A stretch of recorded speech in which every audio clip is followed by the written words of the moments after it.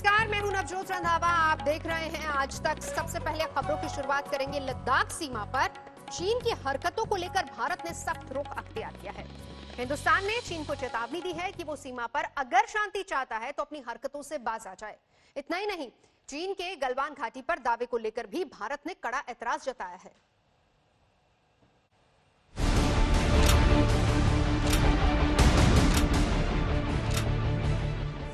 लद्दाख में चीन की हर चाल पर हिंदुस्तान की नजर है। भारतीय सीमा पर बुरी नजर रखने वाला चीन लगातार झूठ पर झूठ बोल रहा है। एक ओर वो भारत से शांति की बात कर रहा है, तो वहीं दूसरी ओर वो सीमा पर लगातार सैनिकों की संख्या बढ़ा रहा है। इस बीच हिंदुस्तान ने चीन को चेतावनी दी है कि जब तक सीमा पर वो अपनी हरकतें बंद नहीं करता, शांति नहीं हो सकती। चीन एलएसी पर नए ढांचे बनाना बंद करे, तभी दोनों के बीच शांति स्थापित की जा सकती है। चीन के गलवान घाटी पर दावे का समर्थन बिल्कुल नहीं किया जा सकता। ये बढ़ा चढ़ाकर दावे करने से कोई फायदा नहीं होगा। चीन की यथास्थिति को बदलने की कोशिश के नतीजे जमीन पर दोनों के बीच द्विपक्षीय संबंधों पर दिखाई देंगे। चीन पर भारत के राजदूत विक्रम मिस्री ने साफ कर दिया है कि न ही लद्दाख में चीन की कूटनीतिक चाल चलने वाली है और न ही चीन का सैन्य दम। अगर चीन चाहता है कि मामला शांत हो तो उसे झूठ बोलना बंद करना पड़ेगा, और जब तक वो अपनी पुरानी पोजीशन में नहीं आ जाता, भारत से नरमी की उम्मीद ना करे। उधर सीमा पर बने तनाव के बीच दोनों देशों के बीच पीछे हटने को लेकर बातचीत चल रही है। चीन एक ओर शांति का दावा कर रहा है, तो वहीं दूसरी ओर वो लगातार सीमा पर अपनी मौजूदगी बढ़ा रहा है। सैटेलाइट तस्वीरें चीन की इस साजिश का भंडाफोड़ कर रही हैं। सैटेलाइट तस्वीरों से संकेत मिल रहे हैं कि चीन की सेना पीछे हटना तो दूर, अलग अलग इलाकों में अपनी मौजूदगी बढ़ा रही है। पैंगोंग झील के किनारे कोंगका और हॉट स्प्रिंग्स के क्षेत्र में, और यहां तक कि जिस जगह 15 जून की झड़प हुई थी, वहां भी उसके नए ढांचे दिखाई दे रहे हैं। इस इलाके की नई ताज़ा तरीन तस्वीर हमारे पास है। 22 जून की ये तस्वीर है। अब आपको बहुत गौर से सुनना होगा और देखना होगा, तभी आप समझ पाएंगे। मैं आपको सीधे पहले फिंगर 4 के इलाके में लेके चलता हूँ। ये आप देखिए किस तरीके से यहाँ पर चाइना ने टेंट्स बना रखे हैं, उनकी गाड़ियाँ नजर आ रही। ये वो बीच का इलाका है, फिंगर 4 की बीच का इलाका, जहाँ भारत और चीन की सेनाओं के बीच में कुछ साल पहले काफ़ी संघर्ष हुआ था। ये वो बीच का इलाका है जो इस वक्त आपको नजर आ रहा है। जैसे जैसे हम थोड़ा पीछे जाते हैं, आपको इनके बोट शेड्स भी नजर आएंगे। ये आप देखिए, इन्होंने कच्चे रास्ते बना रखे हैं ताकि इनकी गाड़ियां जा सके। यहाँ पर इनके कुछ टेंट हैं जो इन्होंने यहाँ पे तैयार किए हैं, ये पिंक कलर के। हालातों को देखते हुए ही वायुसेना और थल सेना ने लद्दाख में युद्धाभ्यास किया। वहीं निर्माण काम में तेजी लाने के लिए करीब 11,000 मजदूर झारखंड से ले पहुंचाए गए हैं, क्योंकि हिंदुस्तान चीन के धोखे को कभी भूला नहीं है। ऐसे में इस बार चीन की कूटनीतिक और सैन्य ताकत दोनों तक से घेराबंदी की जा रही है। दिल्ली से अभिषेक भल्ला के साथ लेह से श्वेता सिंह और गौरव सावंत, आज तक।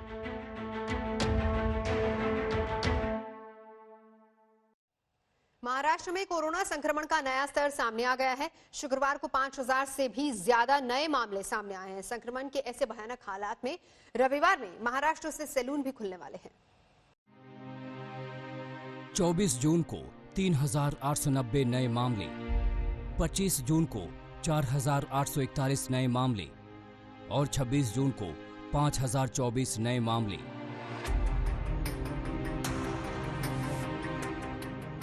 पिछले 3 दिनों का हिसाब किताब बता रहा है कि महाराष्ट्र में कोरोना संक्रमण सारी हदें पार करने को तैयार है। रोजाना औसतन 3,500 नए मरीजों का आंकड़ा सिर्फ 3 दिनों में बढ़कर 5,000 तक पहुंच गया है। और ऐसे हालात में उद्धव सरकार कोरोना के रास्ते के आखिरी बैरियर भी हटाने की तैयारी में है। कल यानी 28 जून को महाराष्ट्र में सैलून भी खोल दिए जाएंगे। शुक्रवार को इसके लिए गाइडलाइन जारी कर दी गई है, जिसके तहत अभी हेयर कट, वैक्सिंग, थ्रेडिंग जैसी सीमित सेवाओं को अनुमति। ग्राहकों को सैलून आने से पहले बुकिंग करनी होगी। कर्मचारियों के लिए मास्क दस्ताने जरूरी हैं। डिस्पोजेबल टॉवल और नैपकिन का इस्तेमाल करना होगा। हर ग्राहक के बाद कुर्सी और फर्श सैनिटाइज करनी होगी। उपकरणों को हर सेवा के बाद सैनिटाइज करना होगा। ये हम सब बात को देख के हमने ये डिस्पोजल चादर है ऐसी, ये एक कस्टमर को यूज करने के बाद में हम लोग इसको डस्टबिन में डाल देंगे, कहीं रीयूज नहीं हो जाएगा। इसकी हमने केयरटेक के लिए पूरी केयरटेक होने के बाद में हम उनके काम चालू कर देंगे।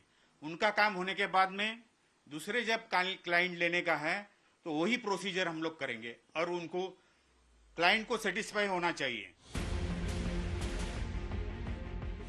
धमाके की शक्ल ले चुका कोरोना संक्रमण रियायतों के नए दौर में क्या गुल खिलाएगा, ये भी जल्द साफ हो जाएगा। लेकिन उससे पहले ही महाराष्ट्र में कोरोना के नाम पर खड़े किए इंतजाम बार बार सवालों के घेरे में आ रहे हैं।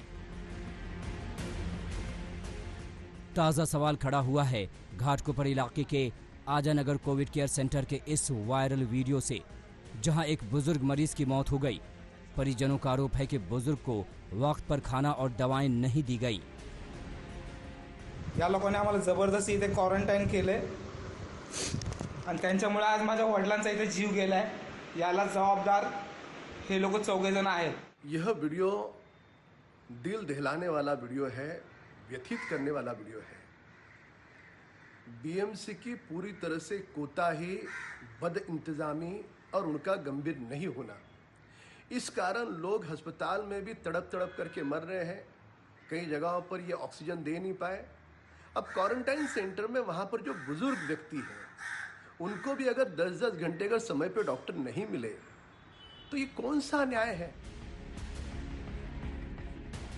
ये सच है कि करीब 3 महीने की कैद के बाद जिंदगी पटरी पर लाने के अलावा कोई विकल्प नहीं है और इसके लिए काम धंधा रोजगार जरूरी है।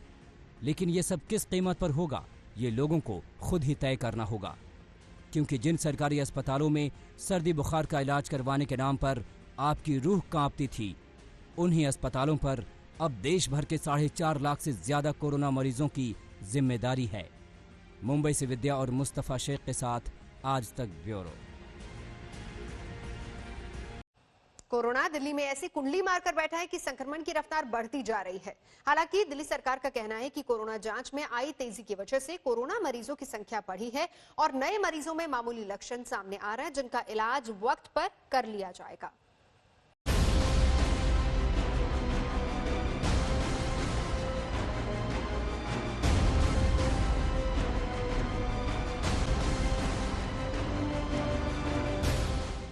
दिल्ली में कोरोना की रफ्तार फिलहाल थमती नजर नहीं आ रही है। वायरस बेकाबू हो गया है और दिल्ली की सांसें अटकने लगी हैं।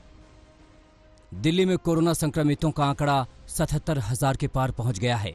अब तक 2,492 मरीज वायरस की वजह से अपनी जान गंवा चुके हैं। महज 24 घंटे में कोरोना के 3,460 नए मरीज सामने आए हैं। एक दिन में मरने वाले मरीजों की संख्या भी 60 के ऊपर बनी हुई है।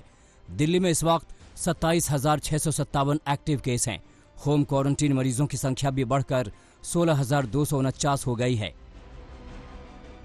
दिल्ली में वायरस जिस तरह धुनी रमाकर बैठा है, उसे देखते हुए दिल्ली सरकार ने 31 जुलाई तक स्कूल बंद रखने का फैसला किया है।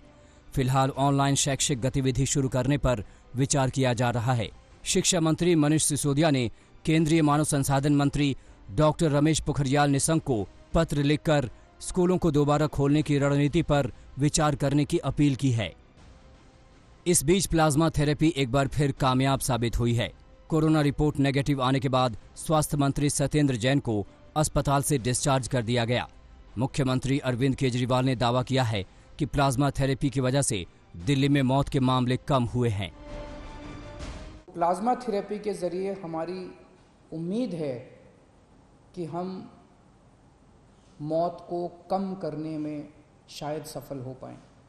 एलएनजेपी अस्पताल के नतीजे ये दिखाते हैं।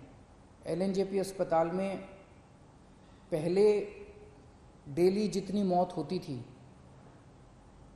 आज उससे आधी से भी कम हो गई हैं पिछले कुछ दिनों में, जब से प्लाज्मा थेरेपी शुरू किया। दिल्ली में रोजाना करीब 3,500 नए मरीज सामने आ रहे हैं। दिल्ली सरकार का कहना है कि कोरोना मरीजों की संख्या में इजाफा कोरोना जांच में तेजी की वजह से हो रहा है और जो मरीज सामने आ रहे हैं उनकी हालत गंभीर नहीं है। हमने टेस्ट 3 गुने कर दिए, लेकिन पॉजिटिव केस 2 से 3 हज़ार, पहले 2,000 आते थे, अब 3,000 आने लगे, 3,500 आने लगे। तो जाहिर तौर पे मान लीजिए कल हम 1 लाख, 2 लाख, 3 लाख टेस्ट करेंगे तो केसेस थोड़े से ज़्यादा आएंगे। शुक्रवार को आईटीबीपी के आईजीएसएस देसवाल ने छतरपुर में बने दिल्ली के सबसे बड़े कोविड केयर सेंटर का दौरा किया और व्यवस्थाओं का जायजा लिया। Our team is quite experienced. Our team is quite experienced in running quarantine center. We have very experienced team of doctors and the site managers who will manage the things. We have already managed a quarantine center in Chawla. ITPP was the first institution to establish and run a big quarantine center in the country. देश भर में जहां corona मरीजों का आंकड़ा 5 लाख के करीब पहुंच गया है, वहीं देश की राजधानी कोरोना की मार से कराह रही है। हालांकि दिल्ली सरकार का दावा है कि कोरोना से जंग जीतने के लिए ज्यादा से ज्यादा टेस्टिंग के जरिए मरीजों का पता लगाया जा रहा है और उनका इलाज किया जा रहा है। पंकज जैन के साथ कमलजीत संधू, दिल्ली आज तक। राजस्थान के फतेहपुर शेखावटी में भारी बारिश के बाद शहर पानी पानी हो गया। शहर की गलियों और सड़कों पर सैलाब आ गया। कई जगह दुकानों और घरों में पानी घुस आया। हर तरफ बाढ़ की लहरें घूमने लगी। सड़कों पर लबालब पानी के चलते वाहन चालकों को भी खासी दिक्कतों का सामना करना पड़ा। शहर के मुख्य स्टैंड को भी आप देख सकते हैं किस तरीके से बाढ़ के पानी में पूरी तरह से डूबा हुआ है। गली में खड़ी मोटरसाइकिल पानी में डूबी हुई है। लोग इधर उधर अपने सामान को समेटते नजर आ रहे हैं। पूरा शहर पानी पानी हो गया। आपको बता दें कि राजस्थान हो, उत्तर प्रदेश हो, बिहार हो, बहुत सारी ऐसी जगह हैं मॉनसून ने जैसे ही दस्तक दी है, तेज बारिश के बाद बाढ़ जैसे हालात कई इलाकों में हो गए, जिसकी तस्वीरें लगातार सामने आ रही हैं। पहले कोरोना, फिर तूफान, भूकंप और उस पर बारिश और बाढ़ का कहर। बिहार में तूफान और आसमानी बिजली की वजह से 93 लोगों की मौत हो चुकी है। यूपी, महाराष्ट्र और मध्य प्रदेश में लगातार हो रही मूसलाधार बारिश की वजह से हालात बदतर हो रहे हैं। तो वहीं असम में बाढ़ और भूस्खलन से करीब 2.5 लाख लोग प्रभावित हुए हैं।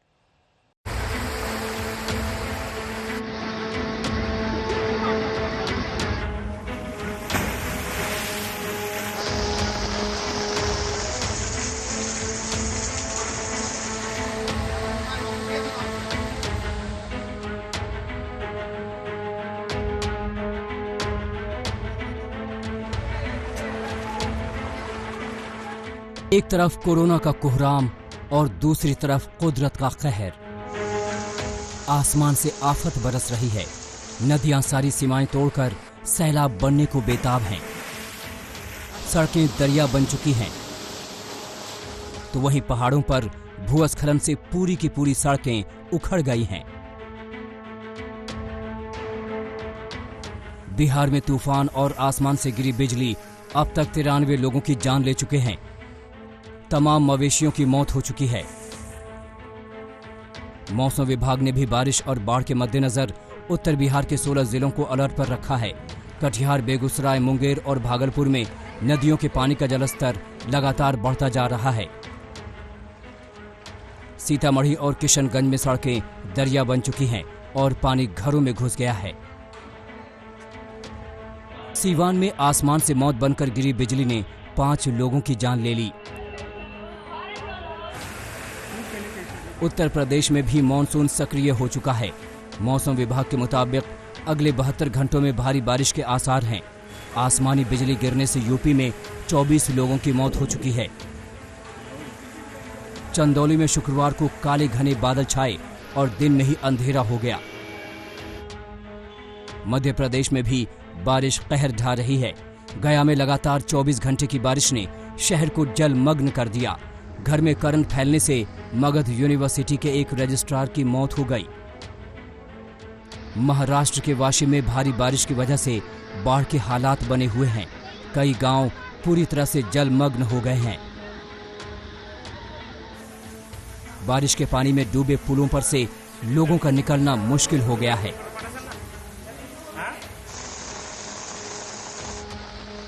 शिरडी में तेज आंधी और बारिश के बीच साईं मंदिर का एक पंडाल धराशायी हो गया। हालांकि हादसे में कोई हताहत नहीं हुआ। असम में बाढ़ से करीब 2.5 लाख लोग प्रभावित हुए हैं।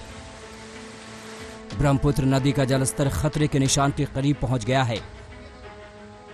असम में करीब 16 जिले बाढ़ की चपेट में हैं। 11,000 हेक्टेयर फसल बर्बाद हो चुकी है। डिब्रूगढ़ शहर का करीब 60% इलाका बाढ़ के पानी में डूब चुका है। असम के चिरांग जिले में मूसलाधार बारिश की वजह से गांव और खेत जलमग्न हो गए हैं। एक गांव से दूसरे गांव को जोड़ने वाली सड़क भी टूट गई है। अरुणाचल प्रदेश में भी कुदरत कहर बरपा रही है। ईटानगर में लोग भारी बारिश की वजह से आई बाढ़ से जूझ रहे हैं।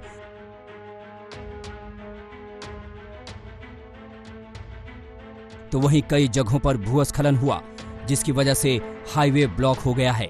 मौसम विभाग की भविष्यवाणी पर यकीन करें तो आने वाले दिनों में भारी बारिश के आसार हैं, यानी हालात और बदतर हो सकते हैं। आज तक ब्यूरो।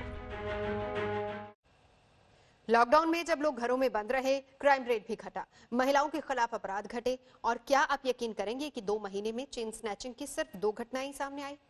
अप्रैल में एक भी चोरी और चेन स्नैचिंग की वारदात नहीं हुई, पर आने वाले दिनों में तस्वीर डरा सकती है।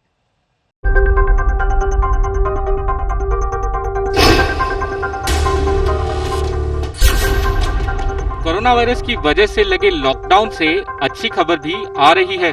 मुंबई में क्राइम रेट काफी गिरा है। पिछले साल के मुकाबले इस साल अप्रैल और मई में शहर में अपराध बहुत कम हुए हैं।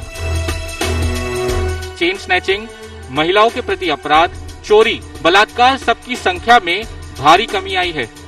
लॉकडाउन के दरमियान लोग अंदर ही थे काफी टाइम, और क्योंकि बाजार में अक्सर ये सब घटनाएं बाजार पे रहती हैं, रास्ते पे रहती हैं, और इस टाइम पे लॉकडाउन के समय क्योंकि लोग काफी अंदर थे, तो इस तरह के मौके जिन्हें करने की जरूरत थी वो उनको नहीं मिले। दूसरी तरफ पुलिस का प्रेजेंस भी काफी बढ़ गया था। हमारे पूरे शहर में हमारे 199 चेक पॉइंट थे, नाकाबंदी पॉइंट्स थे, जहाँ पे हम रेगुलरली व्हीकल चेकिंग कर रहे थे।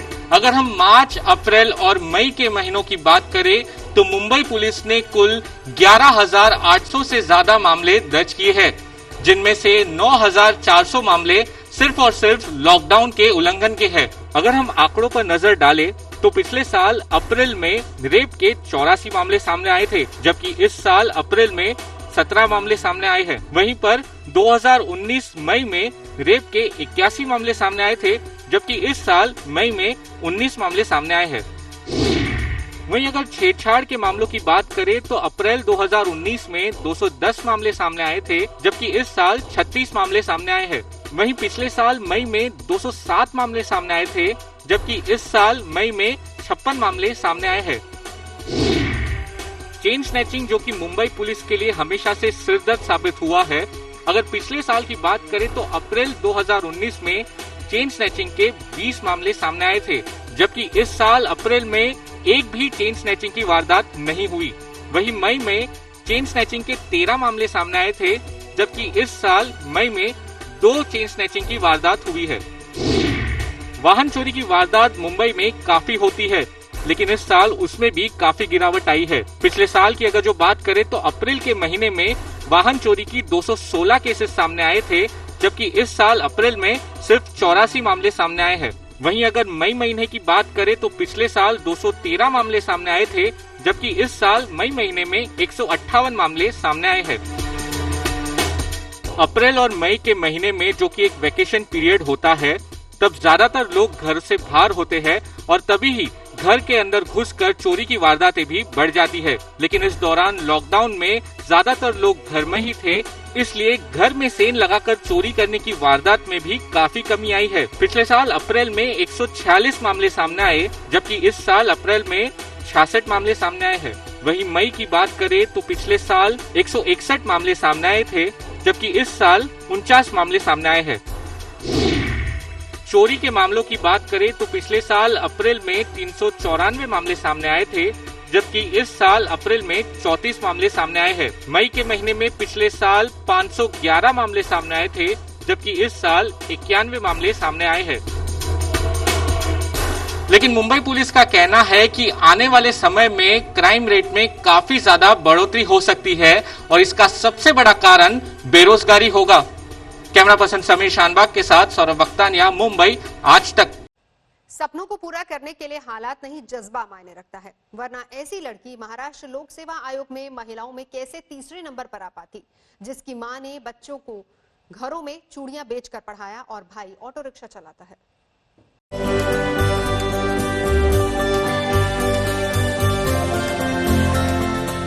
6 भाई बहन, बीमार पिता, मां ने चूड़ियां बेचकर पढ़ाया।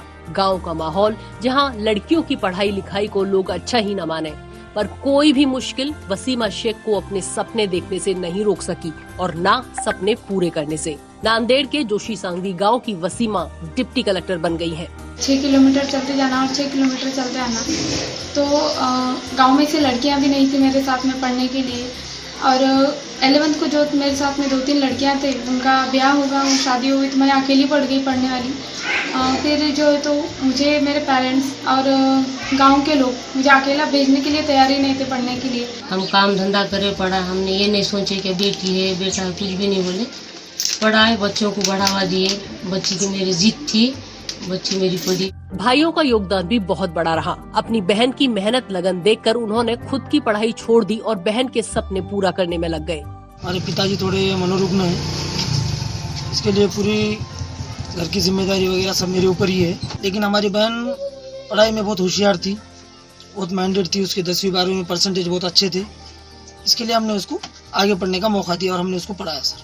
वसीमा ने 2018 में MPSC का एग्जाम दिया था, तब वो सेल्स टैक्स इंस्पेक्टर चुनी गई थी। वसीमा ने ये कामयाबी बिना किसी कोचिंग के हासिल की है। नांदेड़ से कुंवर चंद मंडले के साथ आज तक ब्यूरो।